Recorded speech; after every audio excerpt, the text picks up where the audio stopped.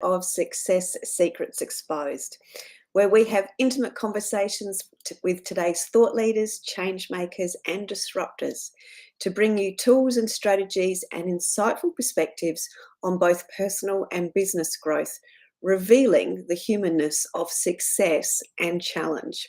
For those that are new to the episode and new to the show, I'm Sally A. Curtis from Monetize Your Content. We're a done-for-you marketing agency that works with brilliant individuals to help them monetize their existing content.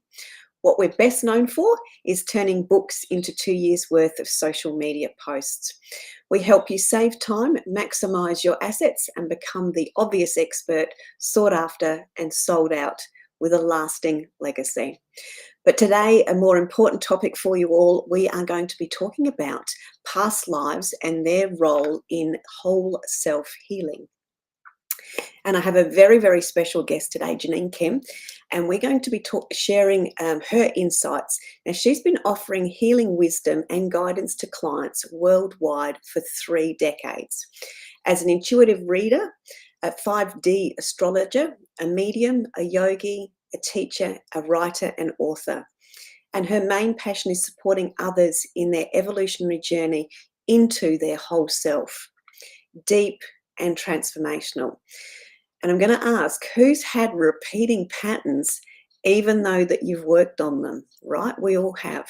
So one of Jeannine's understandings is after 3 decades of that professional healing work, she's learnt to understand that witnessing and working with our past lives is the missing piece, or that missing link that helps to ease the mind, release that deeper holding within our body and our emotions.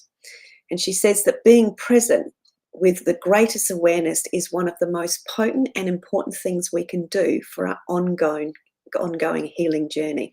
So please welcome to the stage, Jeannine Kim. Here we go. Good evening to you. How are you? Hi, Sally. Wonderful. Thank you for having me. You're very welcome. I'm very excited to talk with you about multiple topics in this space today. Me too. Can I ask you just to start with a little bit of your backstory as to how you've got to where you are and why you do what you do?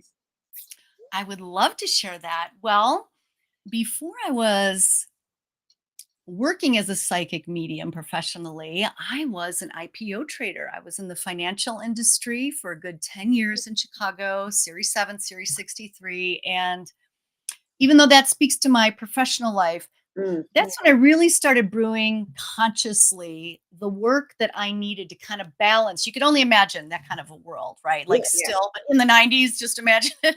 And so what I needed to balance myself was yoga, massage. I'm a sensitive being by nature, so certain foods, and it really wasn't out then. But through my own work, and I had some health issues, and then just the stress and anxiety of where I worked called me to do these things on my time off. And so I've been intuitive my whole life, but I kind of tucked it away as a little girl and even into my 20s, but I was always secretly, curious about it. So during the 90s, I started to pick up information about how, eating organic, which really wasn't a thing in the 90s.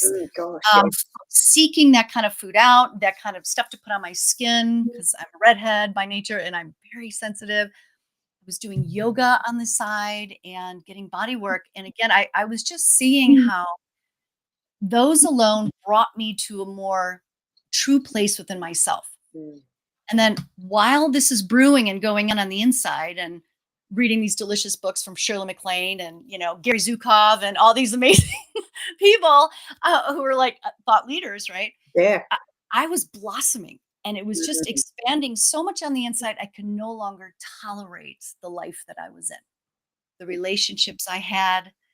So I moved from Chicago to San Diego and ended up leaving that financial industry. Wow. And not looking back, I started to go to school at night for a massage therapist, and I became Reiki trained in late 90s, early 2000s. And That was it. I got my nose pierced, tattoo, never looked back, and went full speed ahead into healing work. Back then you weren't allowed to have those things when you worked. So I thought for Yeah, sure that would keep me away in case I got weak and wanted to come back again, away from my truth. But yeah, I wouldn't, what if I had to, fine. There's really not a point of weakness. Just you got to still sort it out. But I didn't look back, and now it's been the greatest journey of my life. yeah.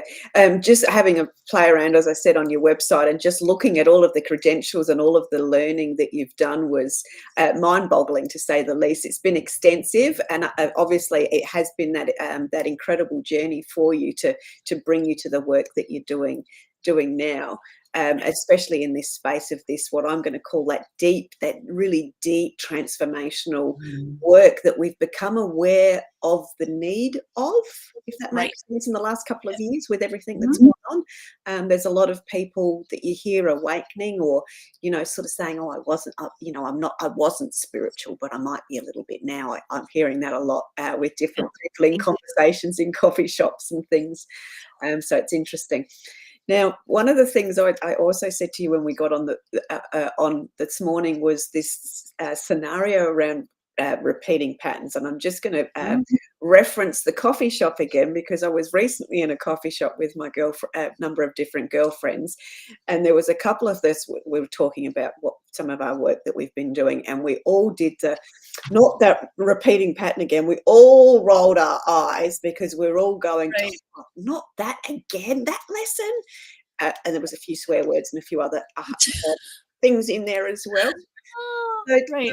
can you share with us your journey as it relates to those repeating patterns and the discoveries that you've had? Because I think everyone can relate to that deja vu sort of, oh my God, I've worked on this. Why is this coming back up again?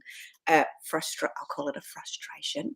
You might Yes. be a tap or something, but it's, yeah. Oh, I've had plenty of those. And the funny thing is when people ask me or imagine me being a healer or being psychic, oftentimes I find that they imagine that once you reach that place,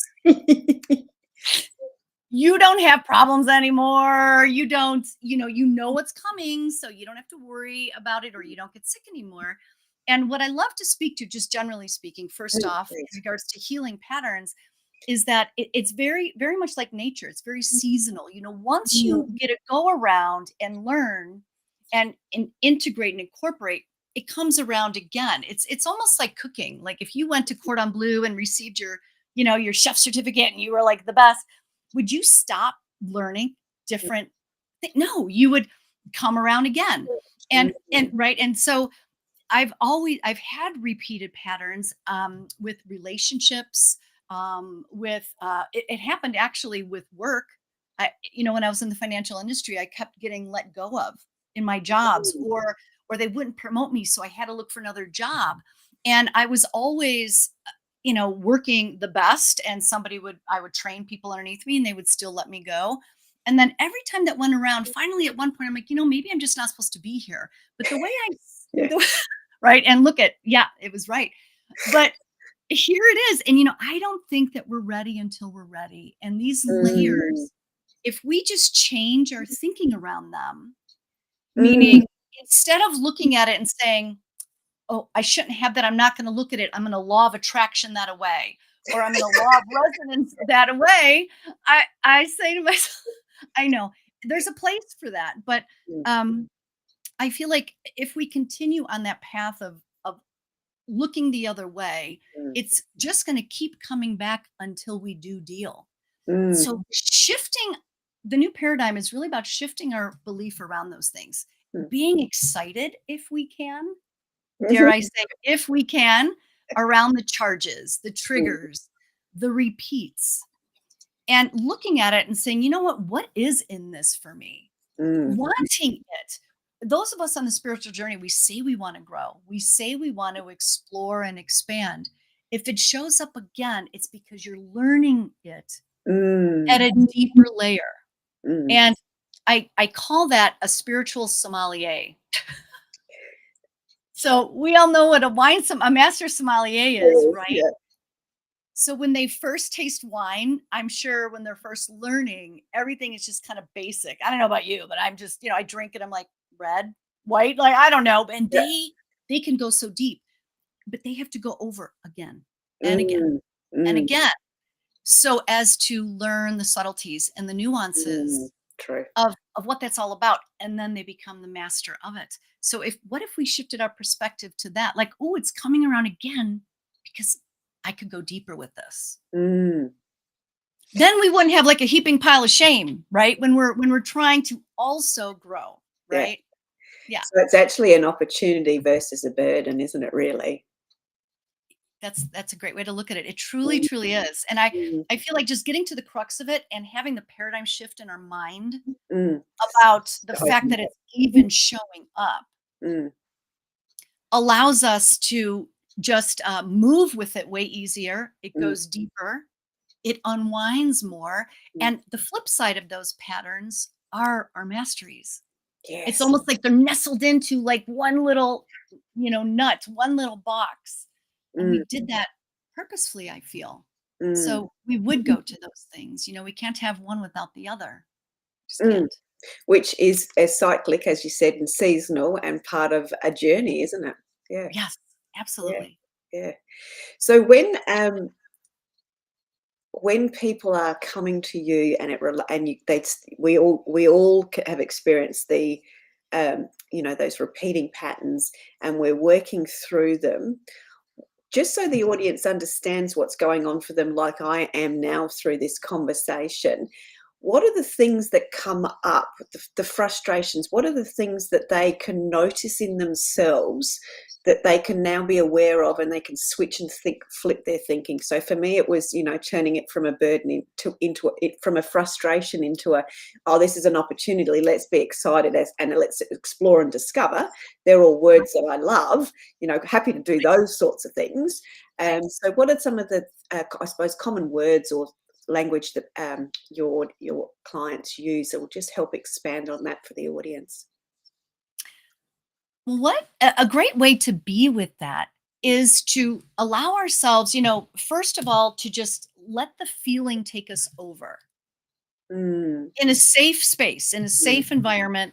And most often, feeling is the one thing that we want to run away from. yeah, And yeah. I understand that if it's not a safe environment, you know what I mean? We might want to Mm, put those feelings on the back burner, or, if it's not some place that we could have this exploration, even for a moment, we want to earmark it.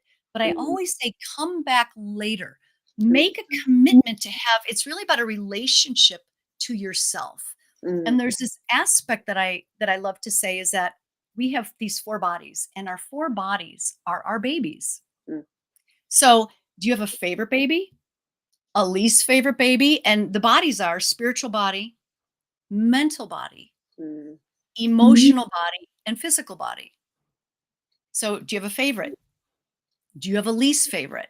mm, When a repeating pattern comes up, do one of those bodies try to tell you something? But you're like, no, not now. Shh, not now. We got to keep going. yeah.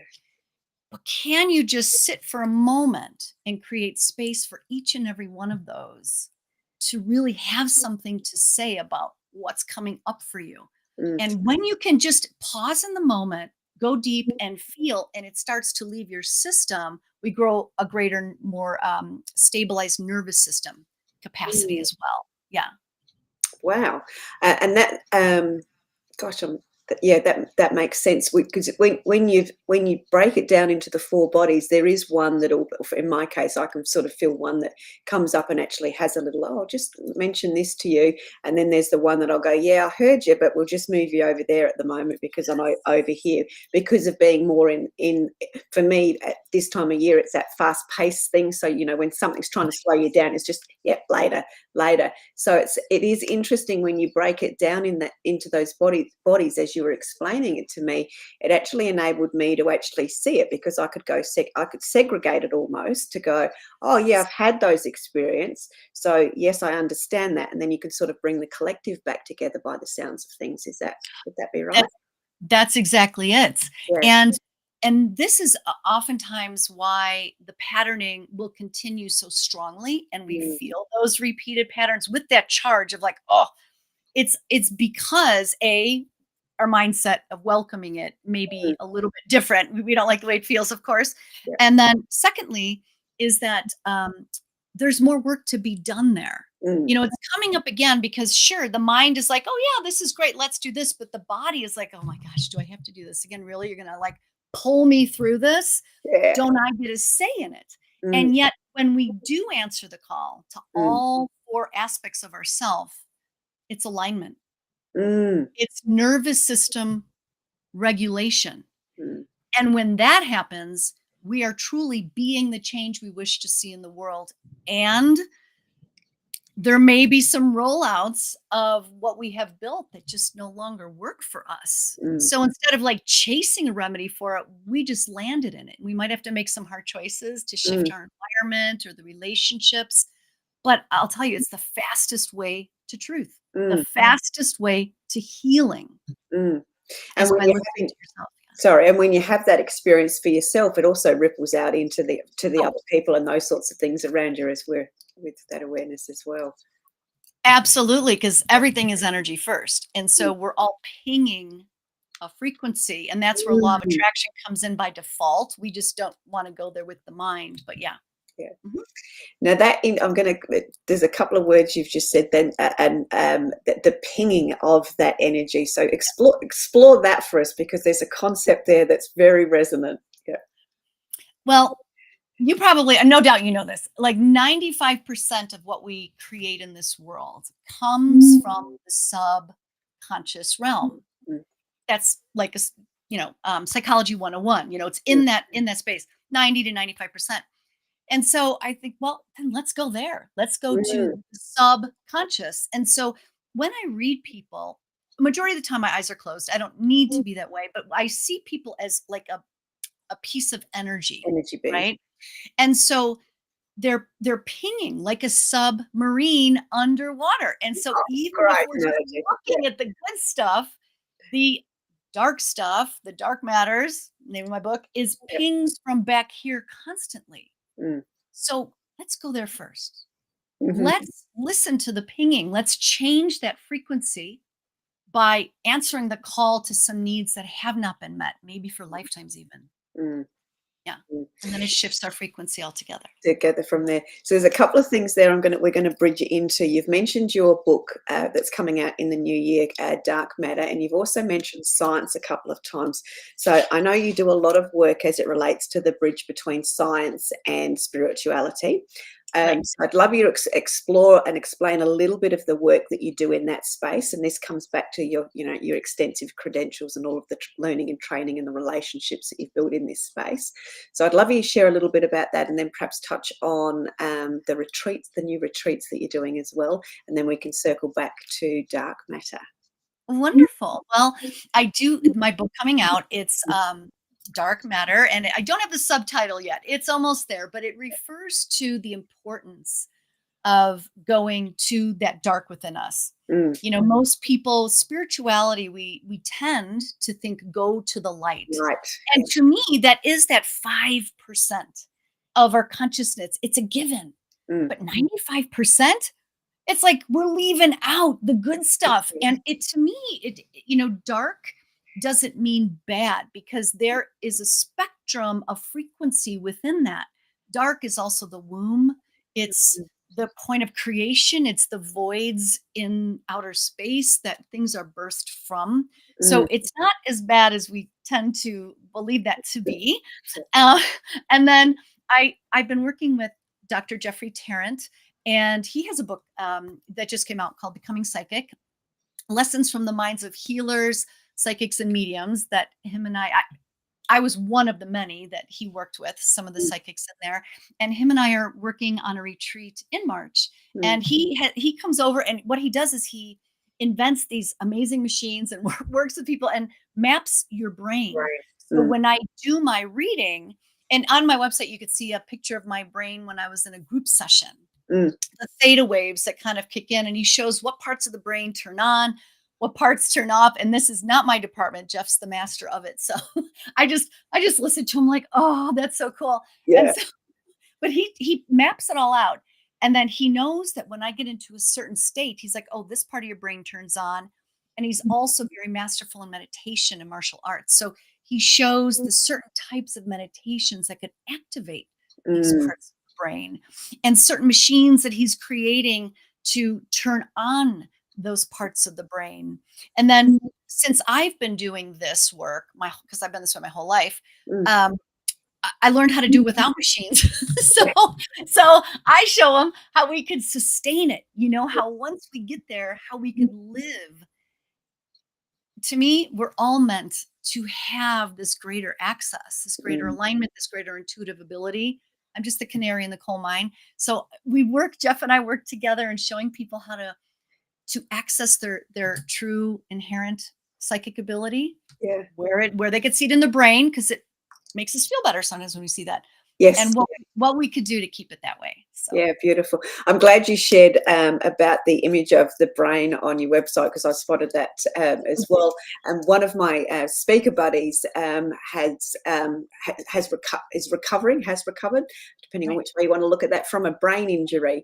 And as he's been doing his additional learning and going through that process, they've from a study with one of the universities, they've been actually mapping the brain, his brain, through that process, and you can actually, what fascinates me is you can Mhm. actually see the change and the growth and the new Fabulous. the reactivation of areas that weren't activated before within his brain. So it's just it's extraordinary. And then when you switch it on in the levels that you're talking about through meditation and those sorts of things, it's that next level again.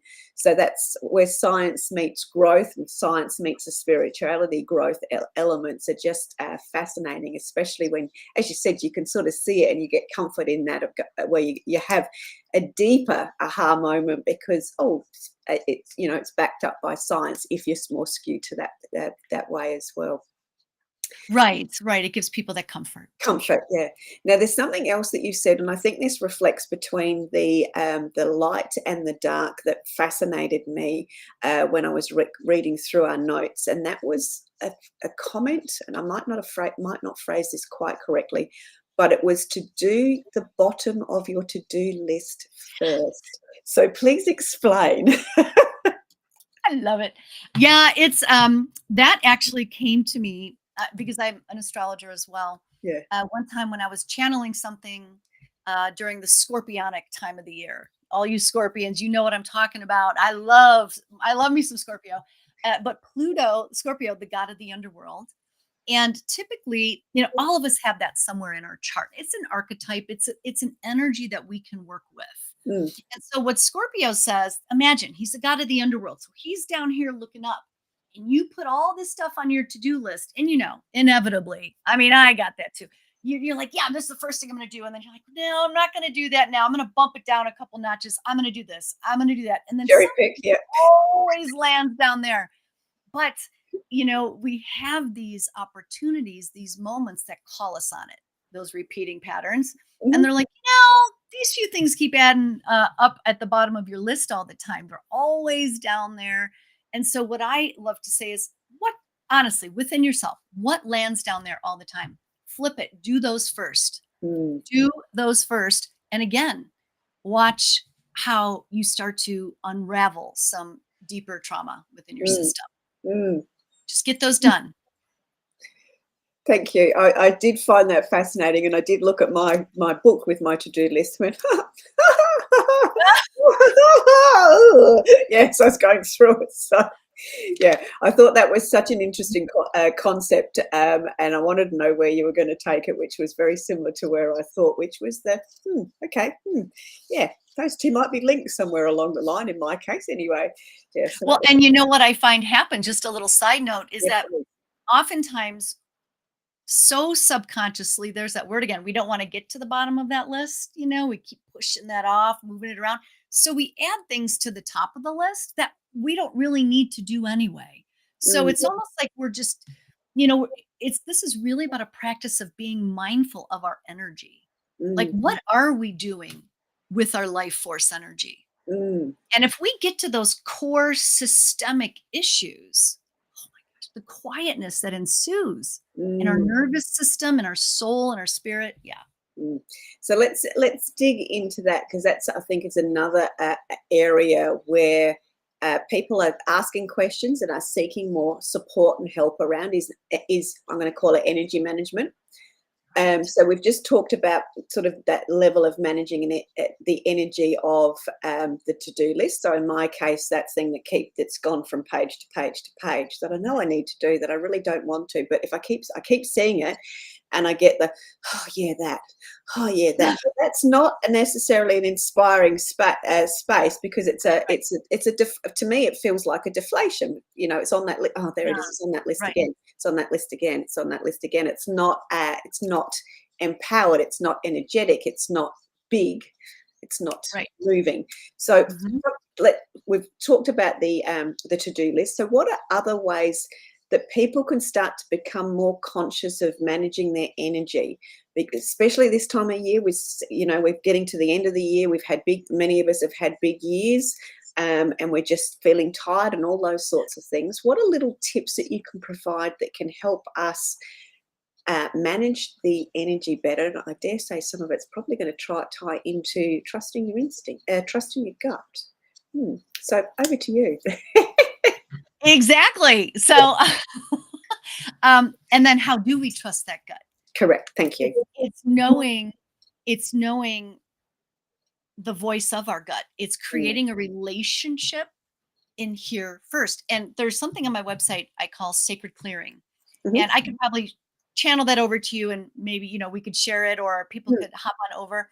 And when we do the sacred clearing, it's about doing this kind of practice and work, not when we're in the midst of something triggering, but in the moments when we're not, because we want to know who our baseline energy is. So, example, mm, you wake up in the morning, you do this clearing, you do this sacred clearing.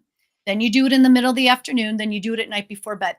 You don't have to sit in a room with candles. This is what I invite people at the grocery, right? You're in front of the apples. You just do a quick little, yeah. or my kids' taekwondo. I'm doing it there in my car when you go to the bathroom and doing the dishes, whenever.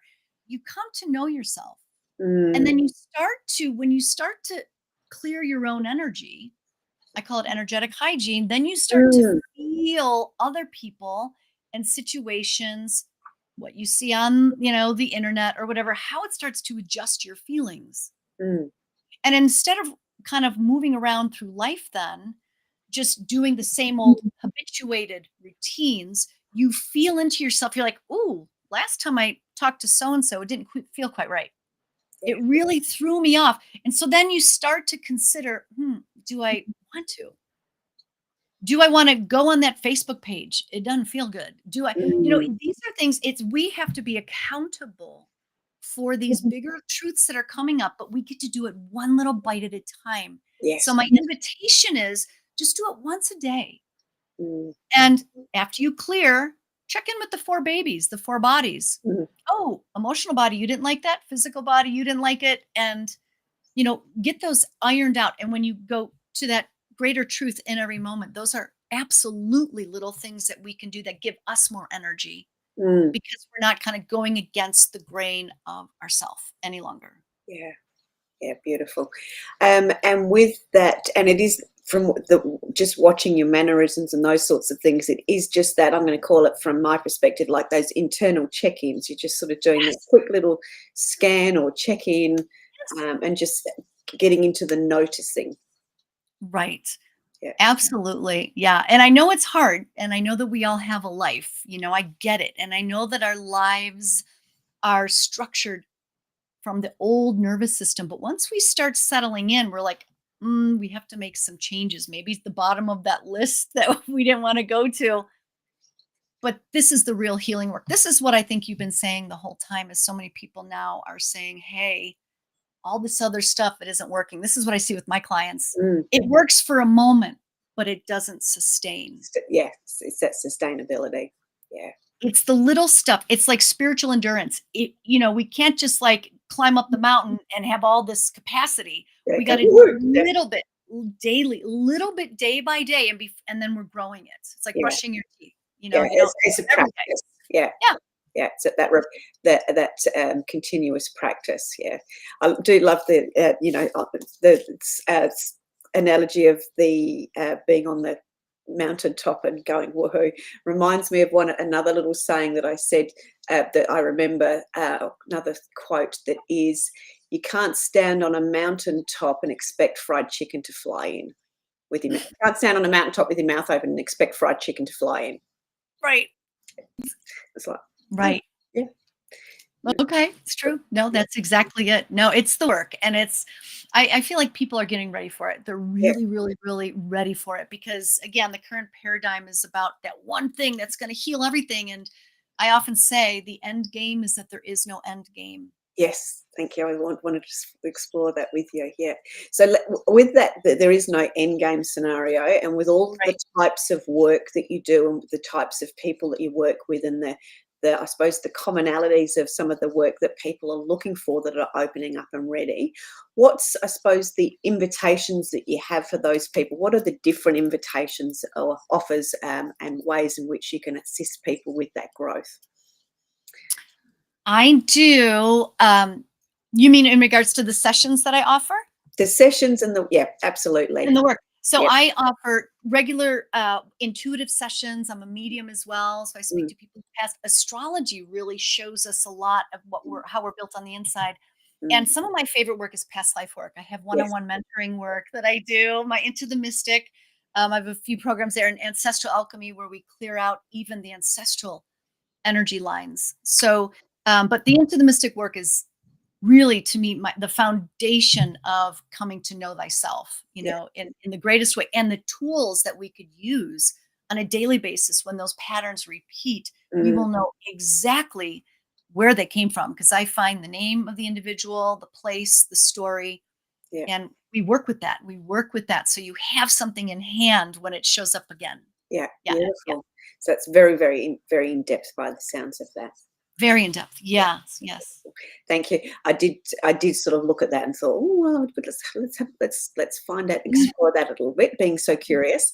Now, Yes. tell us a little bit more about Dark Matter, the book. Obviously, the book's is in itself has been a journey from some of the touch points that you've talked about today, and from when we spoke before as well. So, tell us about the journey of the book and its long term end game, as it relates to what you're bringing to the world.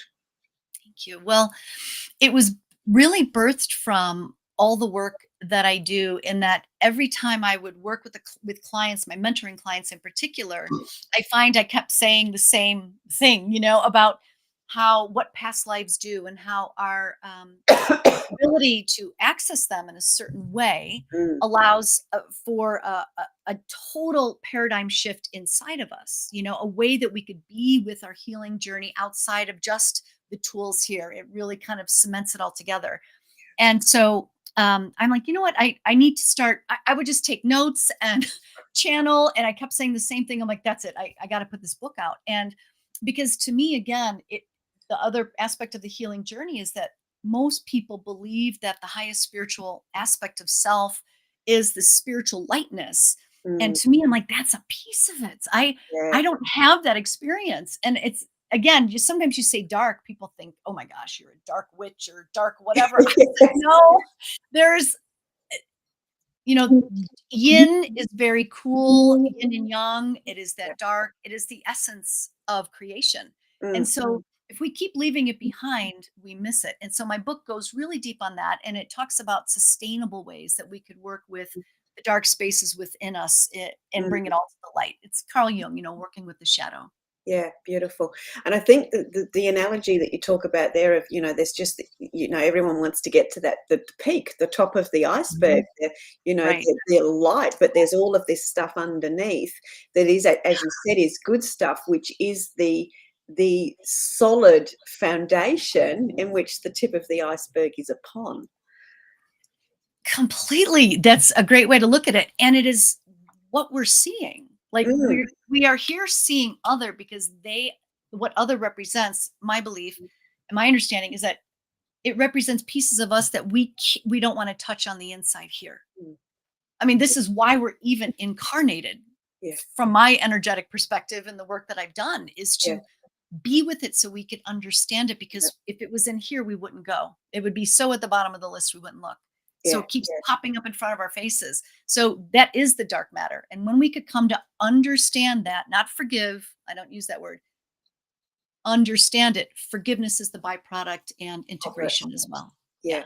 which More comes fulfillment. back to the learning. It comes back to your the introduction where you talk about the understanding, the witnessing, and then the working with Yes. to bring it all together for that the greater impact for self and others by the sounds of things. Yeah. It is. And Yeah. even when you said that, like the shift in the feeling, like, okay, I could sit in the center and I wait for things to come up now. And Mm, I'm going to work with it, and I'm still going to feel it. And I'm still going to feel like I don't like the way this feels. But you'll have a different handle on it, a different mm, balance point, a different grip. mm.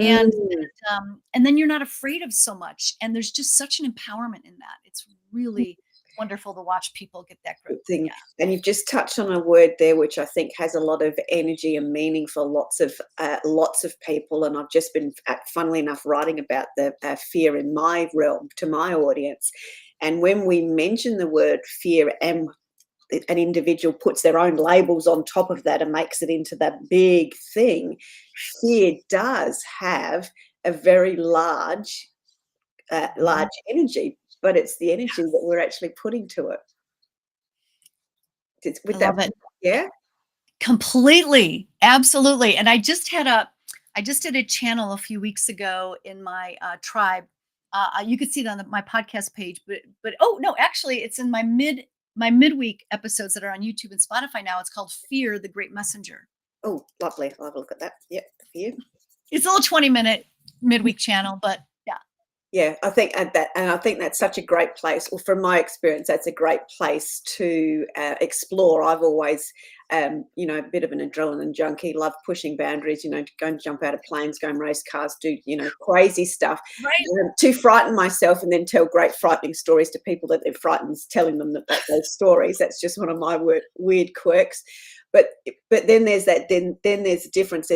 There's courage facing those outwardly brave or insane Right. scenarios, but there's a different level of courage of facing those fears that we didn't realize we had, and then we do realize we have them and they've just come up, and then as you say, embracing that fear and then exploring it further.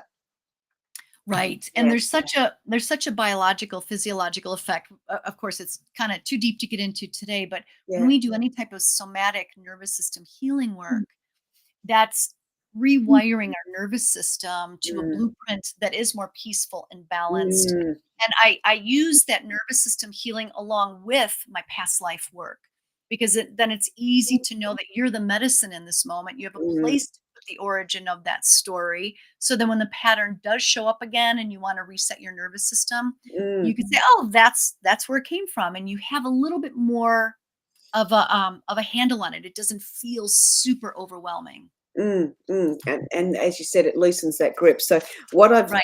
learned in our conversation today is, and I love that blueprint. The blueprint of peace aspect, and where that's resonated for me. That blueprint of peace is when you've got that level of understanding and acceptance of all of the dark matter, of the fears, and of the repeating patterns that come up. There is, I can almost, I can feel that reset where the grip loosens, Yes. and Yeah. you just have that. So Yeah. if you're having Right. those layers of where that is sort of getting deeper, stronger, Right.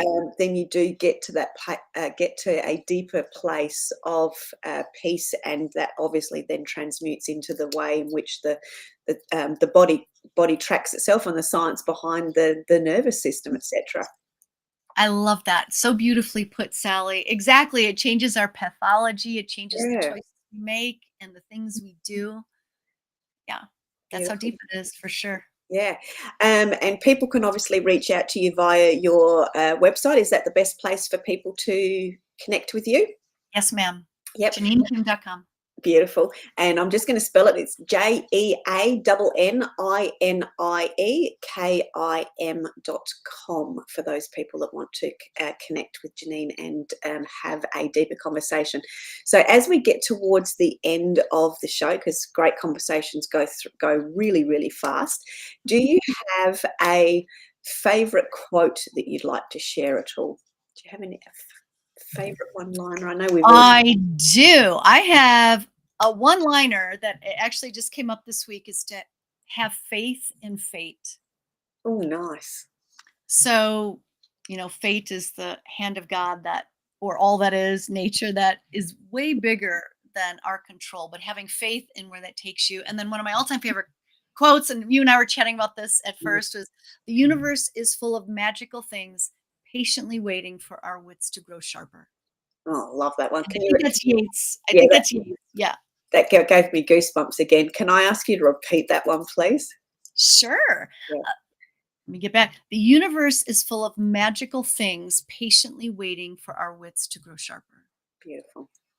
So the invitation very clearly is, if you are waiting for your wits to get sharper and you want to fast track, for those that like fast pace like me, there's an opportunity to certainly connect and explore, discover, uncover, find courage and find your blueprint of peace, and just that alignment within the body. Any closing words from you? Any additional wisdom, anything further that you haven't yet said that you'd love to share with the audience? Don't be afraid of the empty inside of you. My psychic work, I say, get empty and trust. And it's having a relationship with empty, believe it or not, which can be scary. A lot of stuff comes up into that empty space, but having the relationship with empty will never steer you wrong. It may change your life. Things may fall away, but it'll be the greatest truth you've ever had. So trust what goes on the inside. Have that vertical existence be your priority versus the horizontal, and watch what unfolds. And what I felt with that, the empty is flow, because from when something's empty, things can flow in and out of it, whereas when it's full, it's stuck. Yeah. Completely. I love that. Well, what a wonderful conversation. Thank you so much for sharing so much with us. So just to recap for those, of all of the little nuggets that have actually come out of the show, because my head is spinning and I've got lots of little scribble notes underneath. I've written down personally, fear is the message. I love that. The blueprint of peace and being empty to allow the exploration and the unfolding and the opportunities, because we're rephrasing those things into opportunities now, has been my lessons. Obviously, as a recap, as it relates to opportunities for the audience, there's the retreat coming up in March with your Dr. friend Carl, have I got that right? Dr. Jeffrey Tarrant, yes, in Santa Fe, New Mexico, March 8th, 9th, and 10th. Beautiful. And that's a real blend of that science and spirituality. And then you've got your Dark Matter book coming out in the new year, and people can find more about that on your website at this point. On my website, right under the shop, correct. Under the shop, beautiful. So again, thank you so much for sharing with us today. It's been an absolute pleasure. Lots of great insights to explore for all of us, especially as it relates to repeating patterns and becoming, having that deeper transformational change that we're all seeking and all growing into. So again, Jeannine, thank you so much for sharing so much with us today. Yeah. Wonderful. Thank you for having me. I so appreciate your platform, and thank everybody. Yeah, thank you very much. Until we see you again next time on another episode of Success Secrets Exposed. We'll see you then. Take care. Bye.